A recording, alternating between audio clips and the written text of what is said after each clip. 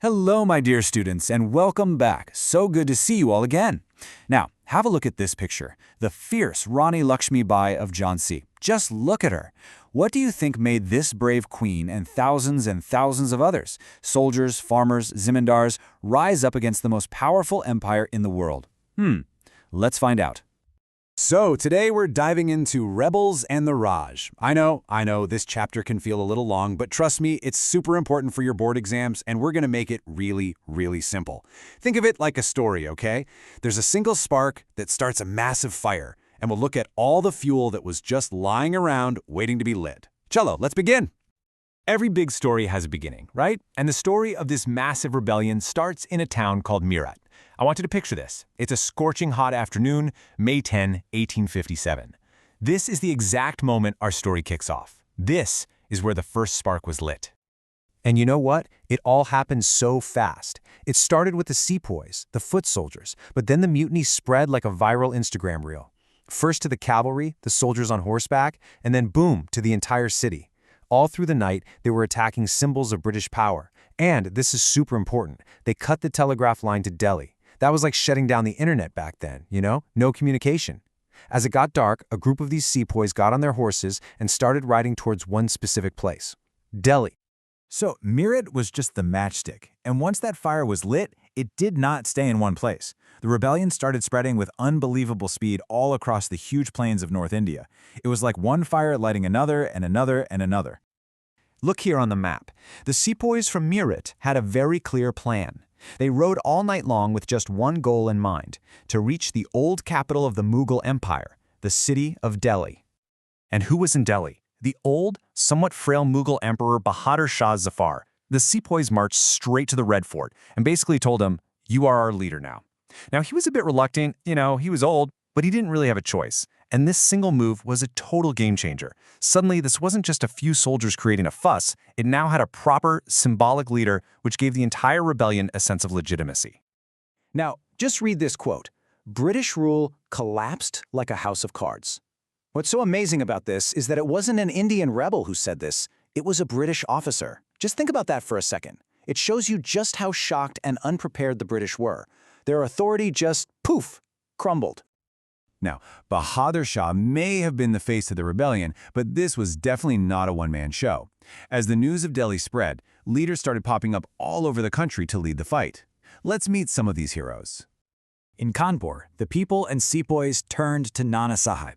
And of course, in Jhansi, we had the legendary Rani Lakshmi Bai. What's so interesting is that, just like Bahadur Shah, they didn't just decide to become leaders one day. The common people, the sepoys, they went to them and urged them to take charge. And this shows that leadership wasn't just for kings and queens. In Bihar, an old zamindar, a landowner named Kunwar Singh, became a leader. In Lucknow, it was Birjas Qadr, the young son of the Nawab who had been exiled. We also see local village leaders like Shah Mal and even religious figures like Maulvi Ahmadullah Shah. He was famously known as Danka Shah, the Maulvi with the drum. How cool is that? Okay, beta. Now pay close attention. This part is super important, especially for your long answer questions. We talked about the spark, right? The greased cartridges. But a spark can only start a fire if there's a lot of dry fuel lying around. So, what was this fuel? What were the deep, long-term reasons that made so many people so angry and ready to fight? The immediate spark, the thing that kicked it all off, was this rumor about new rifle cartridges. They were supposedly greased with cow and pig fat, and the soldiers had to bite them open.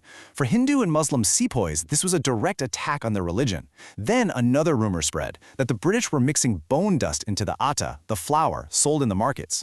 It was like a crazy viral WhatsApp forward, spreading panic that the British wanted to destroy their faith and convert everyone to Christianity. For your exams, just remember these 4 key headings. You'll be sorted. First, political causes. The British were just taking over kingdoms left, right, and center, like Awadh and Jhansi. Second, economic. They put crazy high taxes on farmers, and their policies were destroying local businesses. Third, socio-religious. People were really suspicious of British reforms, like banning sati, and they were scared of being forcibly converted. And finally, military reasons. The sepoys themselves were angry about their low pay, the racism from British officers, and just how hard it was to get leave. And to really understand this anger, we have to look at Awadh.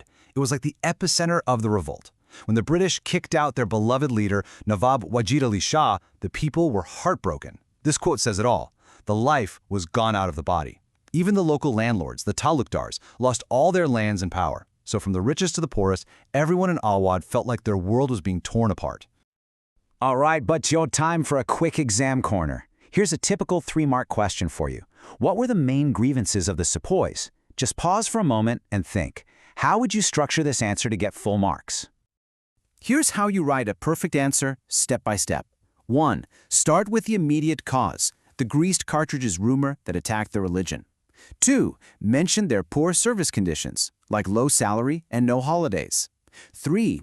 Talk about the racism and the bad behavior of British officers.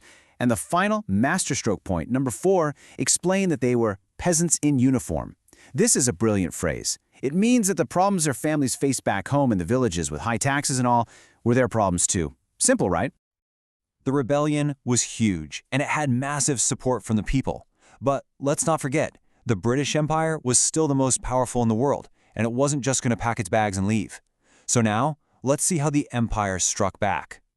First, they changed the rules of the game. They passed new laws that put all of North India under martial law.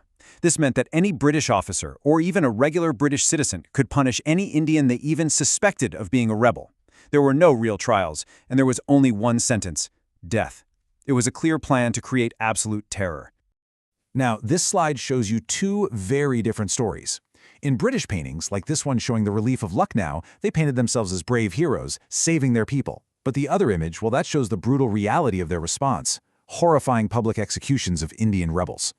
This method of execution, blowing rebels from the mouth of a cannon, was just unbelievably cruel. And these punishments weren't done in secret, okay? They were public events, a performance of terror, designed to create a spectacle so frightening that no one would ever dare to even think about rebellion again. So yes, the British did manage to crush the rebellion with brute force. But in the long run, their cruelty kind of backfired. The memory of 1857 and the stories of heroes like Rani Lakshmi Bai, they never died. Instead, they became powerful symbols that inspired the next generation of freedom fighters in the 20th century. And this brings us to a huge question that historians still debate today.